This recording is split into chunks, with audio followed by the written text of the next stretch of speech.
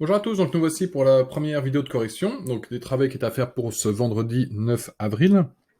Alors c'est sur les nombres relatifs, et donc plutôt sur la représentation de nombres relatifs, donc savoir comment les placer, qui est plus grand, et comment utiliser des coordonnées. Allez, on est parti. Premier exercice, donc vous pouvez demander qui était plus grand, qui était plus petit. Premier, c'est moins 1000 et moins 1. Alors qu'est-ce qui est plus petit? Moins 1000, moins 1. Souvenez-vous, sur la droite graduée, ce qui est plus petit, c'est ce qui est à gauche. Donc si on a 0, moins 1, moins 2, moins 3, moins 4, moins 5, et ainsi de suite, le moins 1000 va être vraiment beaucoup plus à gauche. Donc moins 1000 est plus petit que moins 1. Donc plus petit que moins 1, c'est comme ceci. En fait, ce qu'il faut comprendre, c'est que dans les nombres négatifs, celui qui est le plus petit, c'est celui qui a la plus grande valeur numérique. 1000 est plus grand que 1, donc 1000, le moins 1000 est plus petit que le moins 1. Moins 1000, moins 1001. Donc même principe, hein. Moins 1, moins 2, moins 3, moins 4, et je vais petit à petit vers la gauche. J'arrive à moins 999, moins 1000, moins 1001. Moins 1001 est donc plus petit que moins 1000. Hein, si vous préférez, si on parle en termes de température, bon, moins 1000 ça marche pas en température, mais on imagine. Ouais. On a moins 1000, et bien moins 1001 c'est encore en dessous. Donc moins 1001 est plus petit que moins 1000. Moins 1000 et 1, bah, celui-là est négatif, celui-là est positif, donc le positif est forcément plus grand. Hein, il est forcément à droite du 0, et lui est à gauche du 0, donc à gauche il est donc plus petit, il est avant. Et même principe, lui c'est un nombre négatif, là c'est 0, donc le plus grand nombre négatif ce serait 0. Donc on arrive à moins 1000, 1 est plus petit que 0. Allez, on veut se rendre du point D, donc le départ, au point A, qui est donc l'arrivée. Et on nous dit, voilà, il faut trouver le chemin. Une fois que vous avez trouvé le chemin, on va donner des noms au sommet. Donc par exemple, le chemin, il partait de là. Je suis mon trajet. Ah, je vais devoir tourner. Donc je m'arrête là. Je sais pas, je vais l'appeler GAD. Donc on s'en fout un peu, on ne nous demandait pas forcément de choisir des noms au hasard. J'ai mis CEK, bon, je vais commencer, hein. C. Allez hop. J'avance. Tac, tac, tac, tac, tac. Ah, je vais m'arrêter là. Je mets un E. Et puis là, je descends. Alors, j'ai deux choix. Est-ce que je vais à droite? Alors, si je vais à droite, est-ce que j'arrive à sortir? Tac, tac, tac, non. Donc, il faut que je descende. Je descends, j'arrive ici. Bon, j'ai mis CEK, donc je connais, je continue avec K. Hein. Bon, ça veut rien dire, je me fais dans n'importe quel ordre. Je vais ici. Allez, je vais mettre une lettre L. Je vais aller ici. Alors, là, est-ce qu'il faut que j'aille à droite? Si je vais à droite, ça fait ça, ta, ta, ta, ta. Ah non, je suis bloqué. Donc, je continue.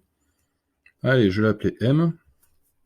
Ici, je vais l'appeler N. Ici, hop là. Je vais pas en mettre de haut, je mets un P, tiens, hop. J'arrive ici. J'arrive au R. Je sais pas, pourquoi pas R, hein. Et puis on arrive ici, on a fini. Donc maintenant, on nous demande. On va mettre maintenant le nom des coordonnées de chacun des points. Donc j'ai D, C, E, K, L, M, N, P, R, A. Donc je vais commencer par D. D, c'est la lettre de départ. Alors comment s'écrit des coordonnées? C'est entre parenthèses avec un point-virgule au milieu. Et on ferme la parenthèse. Et à savoir qu'on regarde d'abord horizontalement, puis verticalement. Donc par exemple, pour le D, ici horizontalement, on est à moins 6. Donc moins 6, c'est son abscisse. Et on regarde ici l'ordonnée, c'est moins 3. Donc D, ses coordonnées, c'est moins 6, moins 3. C, c'est moins 6, 8. Moins 6, 8. E, et bien, sur cette droite-là, il est à 0. Et puis sur celle-là, il est à 8. Donc 0, point virgule, 8. K, il est en plein milieu, en 0, 0. Alors, faut pas oublier que le 0, 0 s'appelle l'origine du repère. Les droites là, les axes, s'appellent, quand on les met les deux, ça s'appelle le repère. Et 0, là, le 0, c'est ce qu'on appelle l'origine. L, il a moins 2, et en ordonnée, 0. M, il a moins 2, ordonnée 6. N, horizontalement, moins 4, donc son abscisse c'est moins 4, son ordonnée à hauteur 6. P, moins 4, moins 2. R, on regarde 4, moins 2. Et A, 4, 9. Alors, à noter que, vraiment, il faut bien penser que c'est d'abord horizontalement, toujours horizontalement, puis verticalement. Donc, horizontalement, ça s'appelle l'abscisse, donc le premier nombre s'appelle l'abscisse, le deuxième s'appelle l'ordonnée. Et on finit par le dernier exercice. Donc, sur une feuille, sur ta feuille, donc sur une feuille, on va tracer un repère gradué de moins 8 à 8 en abscisse et en ordonnée. Alors, qu'est-ce qu'il suffisait de faire? Il suffisait de prendre un repère, voilà,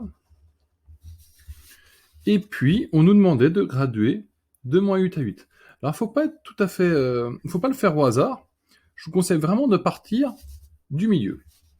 Pourquoi? Parce que comme ça, on peut graduer. Si vous avez commencé, par exemple, vous mettez moins 8 là, est-ce que ça va tomber pile poil au milieu? Je sais pas, pas sûr. Donc je gradue à partir du milieu, comme ça, j'ai pas de souci. 3, 4, 5, 6, 7 et 8. Donc ça, j'ai gradué horizontalement. Et je vais le faire aussi dans le négatif. Moins 3, moins 4, moins 5, moins 6, moins 7 et moins 8. Donc j'ai bien gradué horizontalement, on dirait un 10, horizontalement de moins 8 à 8, et je dois faire la même chose verticalement. 1, 2, 3, 4, 5, 6, 7 et 8, et aussi dans le négatif, moins 1, moins 2, moins 3, moins 4, moins 5, moins 6, moins 7 et moins 8. Donc je vais continuer un petit peu mon trait et on est bon. Alors, maintenant qu'on a ceci, on nous dit place les points I, 5, 3. Donc 5, toujours le premier nombre c'est horizontalement, donc 5, paf, 3, il faut monter, 3 il est là. 5 horizontalement, 3 vertical. Donc ça c'est le point I. Le point J, 4 moins 1. Donc 4 horizontalement, moins 1 on descend. Donc ça c'est J. K c'est moins 1, donc moins 1 toujours dans ce sens-là d'abord. Et 2, donc K il est là. Et L c'est moins 1. C'est 1 moins 1, donc il est ici.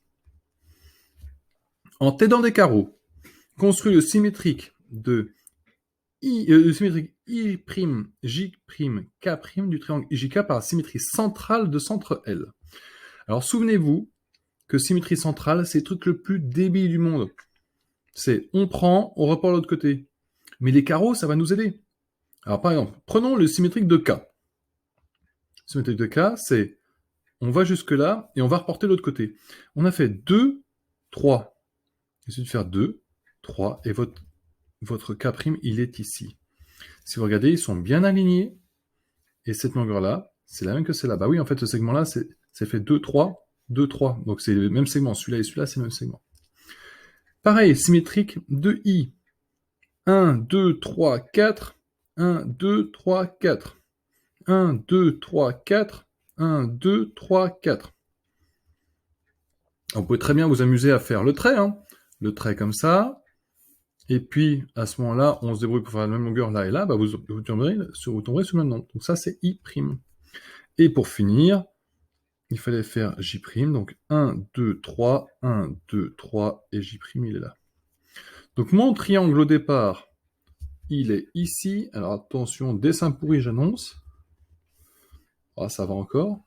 Pof. Et mon triangle symétrique, il est ici.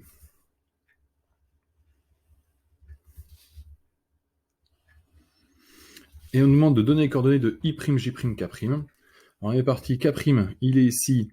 Donc c'est 1, 2, 3, 1, 2, 3, 4. Donc c'est 3, 4. Horizontalement, c'est 3, verticalement, c'est moins 4, excusez-moi. Oups. Moins 4. J, c'est moins 2, et puis je descends moins 1, donc J, bon, je vais mettre à gauche comme ça, J, c'est moins 2, moins 1. N'oubliez pas, hein, un point virgule entre les deux. Et I', donc horizontalement, il est en moins 3, verticalement, il est en moins 5. Moins 3, point virgule, moins 5. Bon, j'espère que vous avez trouvé ça assez clair. Si jamais vous avez des questions, n'hésitez pas à m'envoyer un message. Et puis, on se retrouve pour la prochaine vidéo de cours, qui sera, vous allez voir. À tout de suite pour le cours.